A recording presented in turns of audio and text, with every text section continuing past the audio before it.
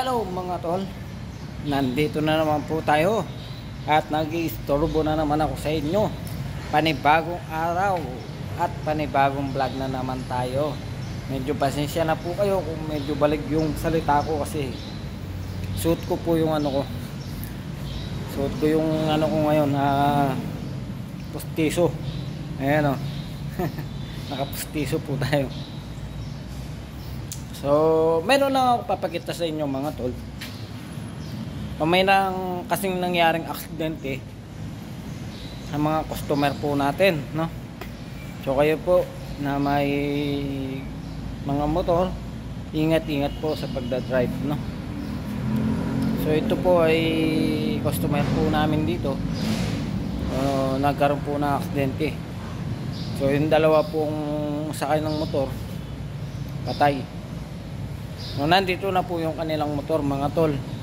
So, bago ko po ipapakita sa inyo yung mga link po ng mga picture nila, pinakita po sa akin, pero hindi ko na po yun kinuhanan ng link kasi medyo po, no?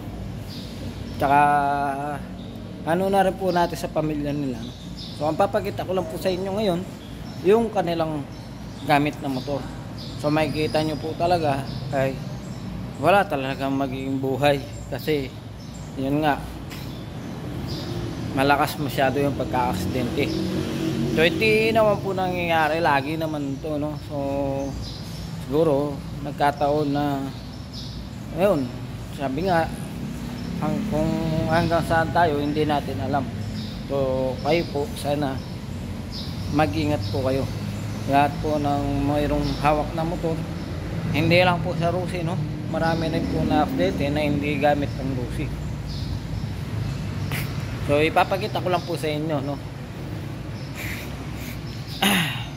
So, ito po yung kanilang gamit na motor. Ayan po mga tol. Paano nyo po masasabi na may mabubuhay sa ganitong So, ito po ang motor nila. Sumuot po ito. Ba't nag-debug? Wow. Sumuot po ito sa kotse. Kaya yan, nagkalasog-lasog po yung mga rim, no? Nagkalasog-lasog.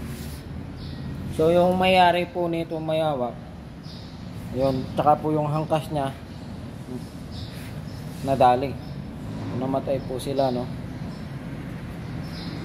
Yan po yung kanilang gamit na motor ay nagkalasog-lasog. So, ito kaya nandito pa po sa Rusi kasi hindi pa po ito tapos, no? So, ang ginawa po ng dahil na-impound siya, ginawa po ng Rusi. Bali, sa Rusi pa rin pa po siya. Ayan. Ang nangyari po dito, sumuot po yung harapan niya sa mismo harapan ng kotse.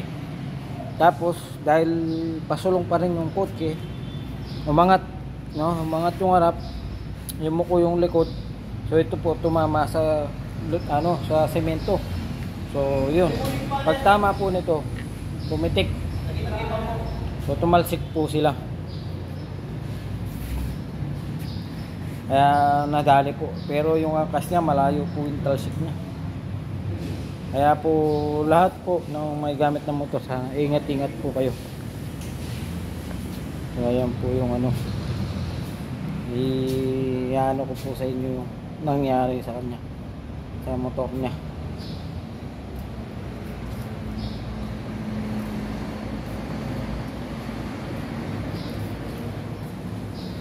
Ang pagkakaalam ko lang po, yun, yung isa, sinuwi sa probinsya nila, doon po linibing.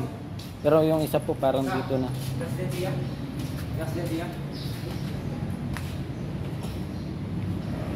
So, paano mga tol? Hanggang dito na lang. Pinakita ko lang sa inyo yung nangyari sa kanyang gamit na motor. So, paano mga tol? Hanggang dito na lang. Paalam. So, yun ang mga tol. Pagkatapos kong video do sa gamit nilang motor, parang nahihilo ako. Hanggang ngayon parang nararamdaman ko pa. Hindi ko alam kung bakit.